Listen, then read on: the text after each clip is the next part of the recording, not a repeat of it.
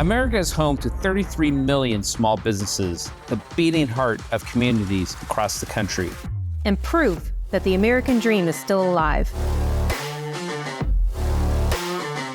This is a show about those dreamers and doers and the communities they serve. Their real life stories. Their struggles and successes. Their grit, determination, and passion. And the people who fight to keep their American dream alive. I'm Alfredo Ortiz. I'm Elaine Parker. And it's time for another episode of Main Street Matters, America's small business megaphone. Hi, and welcome to another episode of Main Street Matters, America's small business megaphone. I'm Elaine Parker, president of the Job Creators Network Foundation. And I'm Alfredo Ortiz, CEO of Job Creators Network. Please subscribe to the show at salempodcastnetwork.com or wherever you get your podcast from. So, Alfredo, today we're going to be joined by a very good friend of ours, Jonathan Williams of the American Legislative Exchange Council, or ALEC for short. Jonathan is the chief economist and executive vice president of policy at ALEC, where he works with state policymakers, congressional leaders, and members of the private sector to develop fiscal policy solutions for the states. So I'm excited to talk about that, and as well as his report, Rich States, Poor States, which is very interesting. Yeah, it really is. I mean, they've done some incredible work. I think it's 15, 16 years now that they've been putting this report out. And ALEC's been around 50 years. I went to their gala last night, this week, and it was fantastic, super excited. Saw a lot of people there, and they put on a fantastic gala. The Lieutenant Governor of Virginia, Winsome Sears, was the keynote speaker there. She's just so talented and has such a great vision on things, and just a great way to communicate a message. Yeah, that's great. Yeah, no, it's good. Before we get to Jonathan, though, the Biden administration continues to defy the Supreme Court on the student loan forgiveness, and they literally put the forgiveness out there as they're solving the problem. Right. And and he's ignoring the Supreme Court. I don't understand. The Supreme Court needs officers to send out to arrest them, that they are defying an order from the court, and you just never expect to see such lawlessness from an administration. Yeah, it's really horrible, and I mean, I'm just not quite sure why we're in this position, because the Supreme Court and Congress have already spoken, and I don't think anybody expected a president to act this way. I mean, I think what's really come down to, I mean, I keep saying this, I think we're kind of in a constitutional crisis state, because what do you do when Congress and the Supreme Court have already ruled in one direction, and the president basically goes, I don't really care. Yeah, exactly. I mean, you expect that when a court rules, whether it's a state court or a federal court, or in this case, the Supreme Court, and says, this is the law of the land, that you just expect that the people who have brought the case forward will listen to it and respect the decision. But he's come back with these workarounds, and they have forgiven $9 billion in debt. And overall, they've canceled $127 billion in student debt. That's a third of the amount that they proposed under the plan that the Supreme Court struck down. And that doesn't even include the 3 years of payment pause that costs us $5 billion a month. Yeah. And now we've got payments just started October 1st, right? That's right. But they've got a 12-month on-ramp. So interest is going to accrue over these 12 months. But if you don't make your payment, there's no consequence. And how much do you want to bet that they're going to run for the next year, that the president's going to run on the next year saying, you know what, just wait before you make those payments, because we're going to keep chipping away at this thing on our workarounds so that nobody makes their payments. And it still costs us $5 billion a month. He's already said that, though. Yeah. I mean, the Department of Education issued a memo that basically said, for the next year, if you can't make your payments, don't worry about it. We're going to make it so that the credit agencies basically aren't going to ding you for it. Right. So they said, so try to make the payments if you can. But if you can't, don't worry about it. Yeah, little wink. Right. So basically everyone's like, okay, well, just won't worry about it. So again, another year of forgiveness, another year of $5 billion per month, basically. Yeah. I mean, this is just out of control. Well, and they're going to run on keep us in office. Right.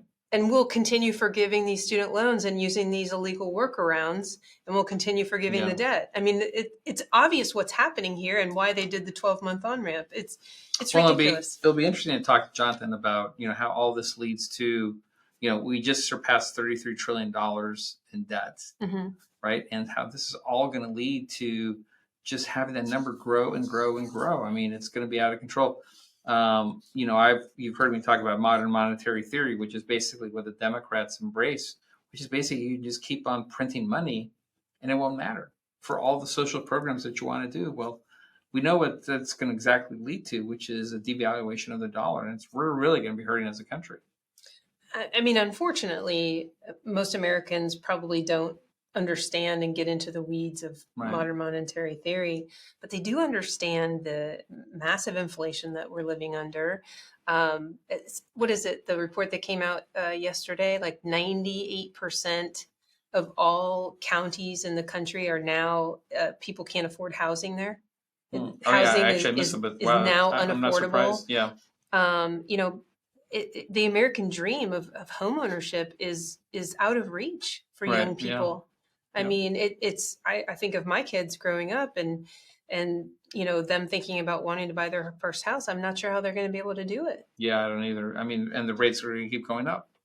I mean, I think they almost hit 8%. So yeah, then there's the interest rate issue too. Yeah, two things happening. So, well, let's now it's time for our interview with Jonathan Williams. Jonathan founded the Alec'S Center for State Fiscal Reform in 2011 and co-authors Rich States, Poor States, Alec-Laffer Economic State Competitive Index with Reagan economist Dr. Arthur Laffer and Stephen Moore. Prior to joining Alec, Williams served as staff economist at the Nonpartisan Tax Foundation, authoring numerous tax policy studies.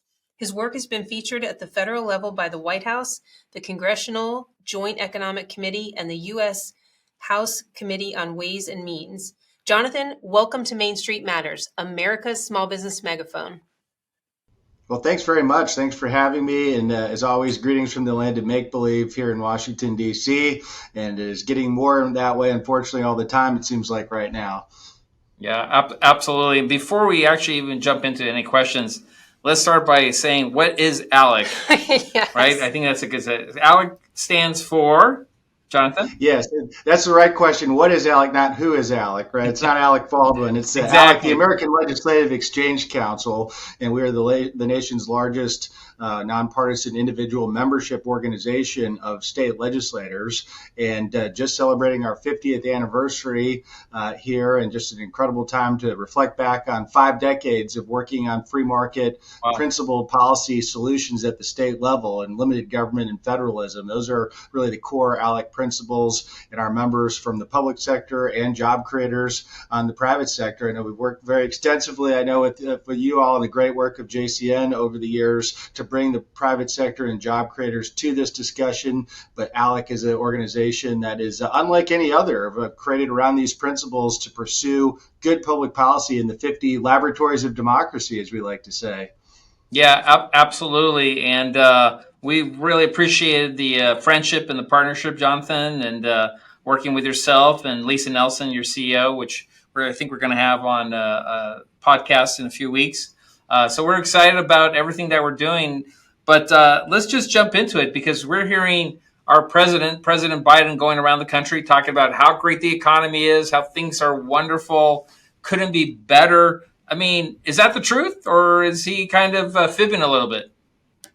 Well, you know how I always say Washington's the land of make-believe, right? And this is a key reason why. If you have people like the president and like Leader Schumer and like others trying to really tell the American public how great things are, when you go to the grocery store, you go to the gas station, and I think it's getting back to that question that Ronald Reagan asked all those years ago, are you better off today than you were 4 years ago, right? And I think the answer to that is a resounding no for most Americans.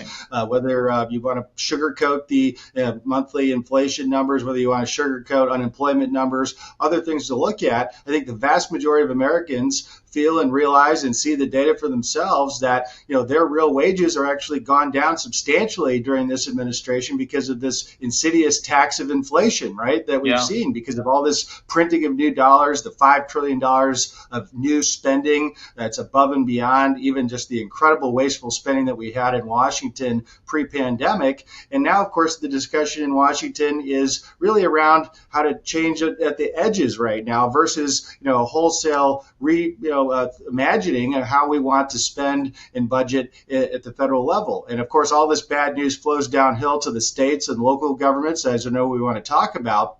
But it's very clear Washington doesn't have a problem of a lack of tax revenue. Washington has a problem that they spend too darn much. And this is something that is such a different disconnect for those of us who follow the state level, where 49 of the 50 states, as you know, have balanced budget requirements in their state constitution or by state law. And Washington, D.C. Isn't even getting close to even discussing something towards a balanced budget. And so this is where I think you just see this disconnect. Most families are kitchen table budgeting. Most small businesses obviously have to budget accurately or they're out of business. And they see this Washington, D.C. way of budgeting, and it's a total disconnect. And I think that's one of the biggest issues for this administration is you can have a great spin and a great story on saying, hey, we're on a rebound of some sort, cherry pick the data. It just doesn't match up with reality, unfortunately. Yeah, I mean, it really doesn't. With $33 trillion, I think, is what we just passed in terms of our debt. I mean, it's just out of control and doesn't seem to be stopping. I mean, you mentioned a balanced budget, something that we've been talking about, and I know you and I have had conversations about this, but isn't it time that we actually have a constitutional balanced budget amendment? It is far past time, right? I mean, this is something that was, of course, part of Speaker Gingrich's contract with America. We came up just short in the 1990s with that effort of a balanced budget requirement to add it to the federal constitution. It is something that we absolutely need to do. And, just think about the $33 trillion that you mentioned, that we just hit that incredible, just devastating threshold. And then you look at the 10-year estimates under current baseline projections in the Biden administration's numbers to say that we're going to be at 42 or 43 trillion over the next 10 years if everything continues as planned. I mean, that's not tenable in any scenario, but especially, as you both know well, given this new world that we live in of interest rates and where 10-year treasuries are today, the cost of borrowing now for the federal government and for all of us for tax dollars going forward, we're going to be spending more on just servicing the debt through interest payments than we will, let's say, in the next 10 years on the entire Department of Defense and national security readiness. I mean, so these are just terrifying trends that we see, and that is something that we absolutely need to learn from the states where this is done commonplace, 49 of the 50 states. And then we have to have a real discussion around not just balancing a budget like California does on paper, but actually really balancing a budget and limiting spending, right, like Colorado with their Taxpayers' Bill of Rights in their state's constitution. Lots of great examples from states that we can learn from as we craft this federally. Jonathan, just for our listeners, help them understand what 33 trillion really means in terms of their everyday lives. How is that affecting our economy? Well, I mean, it's affecting our economy when you go to the grocery store, when you go to the gas station, right? And every part of our life is we're paying that right now in terms of the inflation payment on it. And then we're going to have to pay it again when we actually either reduce other areas of spending to pay off debt. There's going to be a crowding out effect, or there's going to be massive tax increases. And I think if you look at the current folks in Washington, as President Biden and Leader Schumer, if it was up to them, they would increase taxes dramatically. I mean, heck, you even had the comment from AOC this week saying that back home in New York, she wants to double income tax rates in the state of New York. I mean, that's the philosophy right now of the progressive left, is they're not content on, even controlling the growth of spending. They actually want to double down on this and have a scenario where in a decade, our kids and our grandkids are going to be seeing a scenario where we're at 42 trillion. And, beyond that, maybe modern monetary theory and minting $1 trillion coins is their fantasy land solution. But there's clearly no plan to reduce spending from that side of the political spectrum right now. All their solution is doubling down on more spending and then raising taxes to try to make up the difference, which is, as we know well, your members know as job creators, every time the United States has done that, we have not seen the kind of revenue because it stifles economic growth. So there's really no way out from the progressive kind of faux solution set that they're proposing. Well, we all remember when Ronald Reagan stated those famous words about, the words you don't want to hear people say in terms of, the government's here to help. But now there's actually three words that are really scary. You just mentioned them: modern monetary theory. Walk us through, because that is a really scary concept. You and I understand it as economists, but I think the average person hears that and go, what the heck is that? And why is it going to hurt us so much? And why is it that AOC and Janet Yellen and Bernie Sanders and all those radical left-wingers believe in modern monetary theory?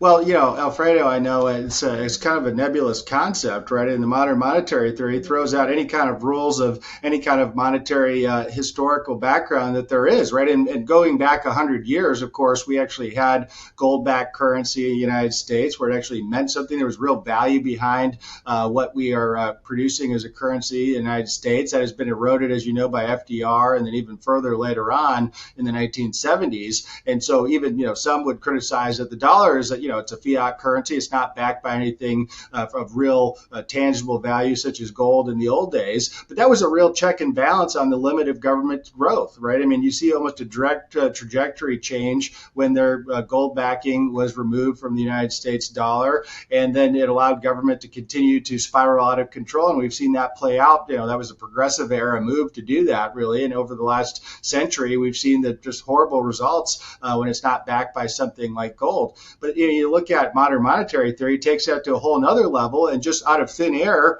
decides that we're going to print these, $1 trillion or mint $1 trillion coin and say that the Federal Reserve has that kind of new spending power. And it's just fantasy land thinking. I mean, as an economist, it almost blows your mind as to how somebody could come up with the concept and actually use it as a substantial policy discussion point. But I think, the other point on that is it just gets away from the common sense budgeting that is really needed. And Washington is already really good at doing that. You add this fantasy land thinking to modern monetary theory, and it really takes it to the next level, unfortunately. Yeah. Well, the president keeps running around saying that he's cut, 1.5 or $1.6 trillion off the deficit since he took office.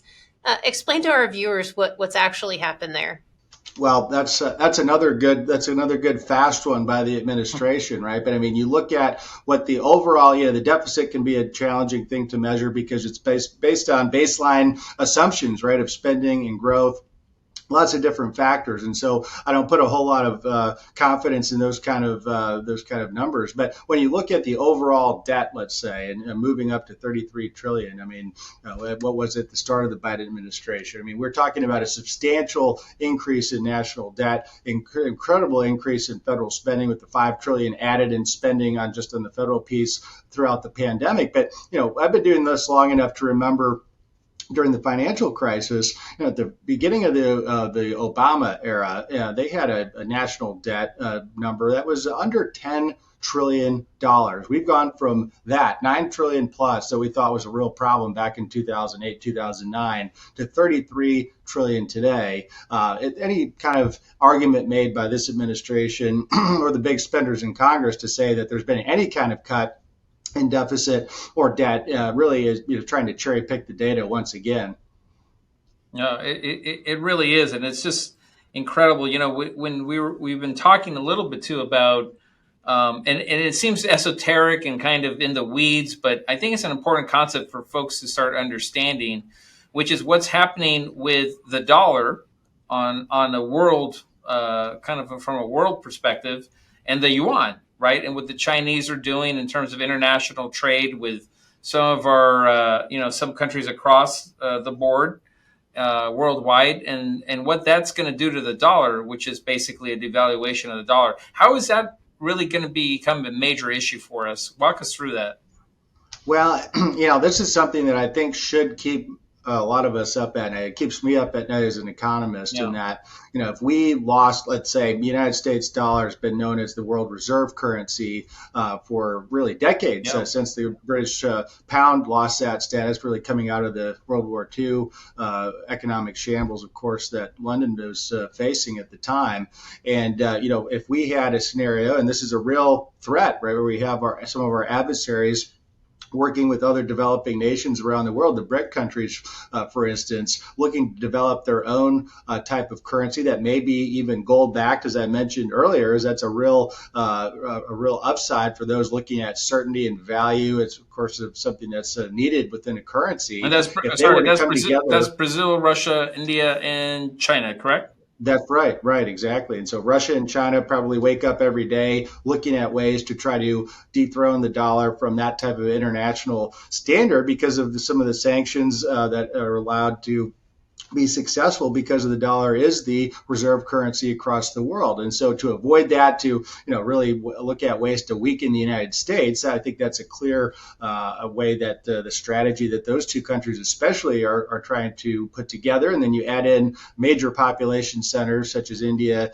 and Brazil with the new really leftist leader down in Brazil, as you know, with Lula winning his election recently there. There's a real threat to the United States dollar. If there's somehow able to cobble together a currency that is that people would trust, let's say. That's a big if, I know, at this point. But if it were to be backed in some way by gold or some other sort of real physical backing, that could be the kind of thing that, given the trajectory of the spending problems, the debt problems in the United States, that we've devalued the dollar because we've monetized the debt that way. That is something that if the United States lost the reserve currency status, that is catastrophic for the future of the United States. I mean, you add that to the issue of the interest rates where they're at today, yeah.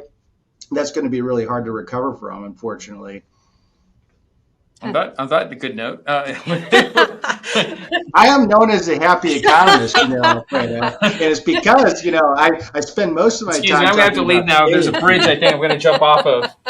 That's right. I mean, it's like, I spend most of my time talking about state issues, though. This federal stuff is really difficult. It's really doom and gloom. It's, the best case scenario in recent years, as you all know well, has been gridlock in Washington, D.C., right. Relative to the progressive left and what they would like to do with modern monetary theory and overspending and other things. I will say the mainstream media federally spends all their time, and the New York and D.C. Corporate media spends all their time following Washington and following what's going on in New York. They don't follow what's going on in the 50 state capitals, though. And the story that's going on in the states is a very positive story because just as our founders intended with our 13 colonies, which became the states, and the states created the federal government, not the other way around, they wanted the states to have this autonomy and this ability to compete with each other, right? Essentially 50 free trade zones that we have across the United States competing. And it's awfully clear when the states do compete with each other that these ideas in Washington that are being followed also by Sacramento and California and by Albany in New York and Springfield in Illinois, those ideas don't work when they have to compete with freedom-based, free market, pro-business ideas that are being pursued in Texas and the free state of Florida and in Tennessee and states that really value the different approach to government, and that is limited government, free markets, and federalism, the Alec approach. And guess what? When you juxtapose those two different really conflict of visions, if you will, between a big government, high tax, high spend vision and lower taxes and limited government, the proof's in the pudding. Our Rich States, Poor States report every year tracks how Americans continue to vote with their feet and leave high tax states and go to states that value economic opportunity and real abilities for job creators to go and be prosperous. And so if there's something that I think is positive to take out of all this really negative national news in the economy and the overspending and all the problems in Washington, is that our founders, they were pretty ahead of their time in that, let's design this unique American experience that then hopefully then limited federal government would learn from these laboratories to say what works and what doesn't work. Right. And, the solutions here are not all that difficult. As Art Laffer, our friend, always likes to say, this is not rocket surgery. This is basic economics that we need to follow that will get us out of the problems in Washington, D.C. We just need to take a clue of what actually is working in the states that are prosperous today. Well, I live in the free state of Florida, and I can tell you that for a long time, we have always seen people from the Northeast and some of the high tax states up there move to Florida. But we have seen them come in droves, drove after drove after drove. I mean, our state is packed following COVID because they weren't just coming for low taxes anymore. They were coming for freedom. Freedom from mask mandates, freedom from vaccine mandates, freedom to go out into the parks, freedom to do what they wanted to do. And they're leaving those states. And there was a lot of concern by a lot of Floridians that people would bring their politics with them and change the state. And what we've seen is they got it, and they have no intention of changing the state. Yeah, as I go around the country, I've been in about 35 states this year talking with state legislators on policy issues. And that is usually number one question I get after talking about rich states, poor states, in this vast migration of, nearly 1,000 people per day going to the state of Florida on net from the other 49 states over the last year. California is almost a mirror opposite of that, with 1,000 people per day leaving to one of the other 49 states. And they wonder about, this issue of, a real concern for the political types of, what is that going to mean for the future of politics? Well, and the good news is, and it's not a partisan conversation here, but people that go across state lines, the number one reason why an individual moves, we know this based on really good survey data, is for economic opportunity. And when you combine that with personal freedoms that are being offered by these states that are valuing limited government, by the fact that they kept their schools open, they kept their businesses open, they kept people's livelihoods, they kept their churches open. But then also now you add to that mix, Florida is one of these about a dozen states now that have universal school choice, for instance, that are not only attracting people coming into their state for no income tax and lower taxes and better regulatory climates for businesses, but for families with school-aged children that don't want to be sending their kids to public education because they don't believe in the values or the bad economic standards and safety issues in many cases around the country. But also now that they have an opportunity to go to a private or charter school or homeschool with the ability to have resources to craft that educational approach that's best for their kids. I mean, that is the ultimate American dream when you combine better business environment with more school opportunities like Florida and states across the country are. I think that's the magic sauce, really. That's the secret sauce of states that's going to be really successful going forward. And it's an stated point in that, nobody in the past had really connected the dots on migration with education before, but I think it's such an important story going forward. No, it really is. And I know we've been talking a lot about this wonderful body of work and publication, Rich States, Poor States. You want to talk to us a little bit more about that study? Yeah, so this is 16 years now in the works that we put together the annual report, co-author with Art Laffer and Steve Moore, good friends and economists. And we wanted to put together this report really for state policymakers, but also just concerned Americans across the board and business owners as to how does your state rank versus the other 49 when it comes to key economic criteria that will drive future growth and health of a state and prosperity for people. And this is an incredible opportunity to really put some nonpartisan framework together. We haven't changed the variables over 16 years, so we have an incredible time series now to be able to show either progress or lack of progress for states. And so we rank the states based on 15 factors, as you all know, things that we know matter for economic growth, but also, just as importantly, things that state policymakers and capitals across the country directly control, because there's so many of these surveys and rankings out there today, it can be a little bit confusing. But ours is actually rooted in good economics, first of all, and secondly, it's practical in that legislators control these things. And so what we find, though, is an awfully strong correlation between states that rank well in our economic outlook scores and actual economic performance. And that was we figured based on the theory that would be the case, but now in 16 years worth of data, it's borne out to be the case. And Utah, for instance, is the number one ranked state in rich states, poor states, and it has been for all 16 years, believe it or not. It's an incredible economic track record and success story. But when you look at the census data over the last 10 years, as they used it for the reapportionment after the 2020 census, the fastest growing state in America over that decade, Utah. It was also a state that became a flat tax state in the last 15 years since we started writing the report. It was a state that reformed their pension system with, see these stories of state and local bankruptcies potentially in Illinois and others that are just struggling mightily with these union-backed pension systems that are just going belly up in many cases. Utah got ahead of the curve on that. They hit the property tax conundrum, right? That's hitting all of us with these rising assessment problems all across the country. Utah got ahead of that. I mean, there's so many great free market success stories from states at the top. And it's not just Utah. I mean, you've got North Carolina, you've got Arizona, you've got so many states that have moved up substantially over time. And that's been a great thing to be a part of, because it's the men and women of ALEC that have been fueling those policy wins in those states that have been getting it right over the last 16 years. And of course, I don't want to go into doom and gloom. There's a lot of bad news there too. The California and New York, the out-migration problems, the continued wanting to raise taxes and raise spending. But that contrast, as I mentioned earlier, between states is essential. Now, one other thing in the Biden administration, I think that ties in really well here. If there's a common thread of this Biden administration, it is, other than being just big government and high tax proponents, is they want to limit, it seems like almost at every turn, the ability of states to compete with each other. Whether that's telling states they couldn't cut taxes if they took the money, whether that's telling states they shouldn't have right to work laws, whether it's wanting to federalize elections. That's the common thread of this administration, is because when states compete with each other, Americans win, taxpayers win, and that's dangerous to those that want big government solutions. Who is ranked last in rich states, poor states?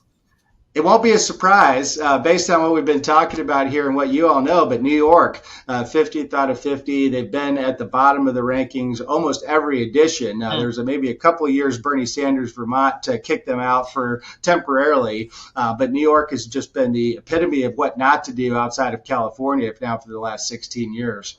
So I'm not sure if it's just coincidence, but rich states, poor states is almost translated into red states, blue states. Is that correct? Well, I'll tell you what, when I started doing this 16 years ago, there were a whole lot more Democrats elected out there that were free market and more conservative on some business issues. And unfortunately, because of the AOC wing of the Democrat Party, they've been either primaried out or scared out of office. And now you have almost a monolithic anti-business, high-tax scenario now on the left, where you don't have that diversity of viewpoints like you did even 15 years ago. And so I think you do see today many states that are governed by Republicans today at the top of the rankings. I will say there are some exceptions. You have some Democrats recently in Connecticut that cut taxes this session under Governor Ned Lamont. I was up there doing an event, and that was a notable exception of a blue state that realized, hey, we got to start cutting taxes. We've seen too much out-migration. And then you've had other governors on the Democrat side. Jared Polis, for instance, publicly has called for the elimination of the personal income tax. And so there's some hope, I think. This needs to be a bipartisan solution going forward. But you're right. Right now, the top 10 states are states that are governed by free market legislators and governors. Interesting. And where can our listeners go to find your report on rich states, poor states? Well, Hugh Hewitt called it red states, blue states at our 50th anniversary gala. It was a slip of the tongue, but to Alfredo's point, there is some correlation there these days. richstatespoorstates.org, and it's got all 16 editions of the report there, which is just a phenomenal resource. You can pull up your state, how you've ranked every single year, as well as how you've ranked in every category every year. And it also, I will say, gives you an ability to go interactive and say, if we had my druthers and I had a magic wand and I became, let's say, a zero income tax state, and I eliminated the income tax, what would that do to my ranking? It allows you to recalculate your ranking as you're on our website. So it's a great tool for policymakers and concerned citizens alike. Now, Jonathan, you quickly mentioned unfunded pension liabilities in some of these states. So how bad of a problem is that, and why should we be worried about it?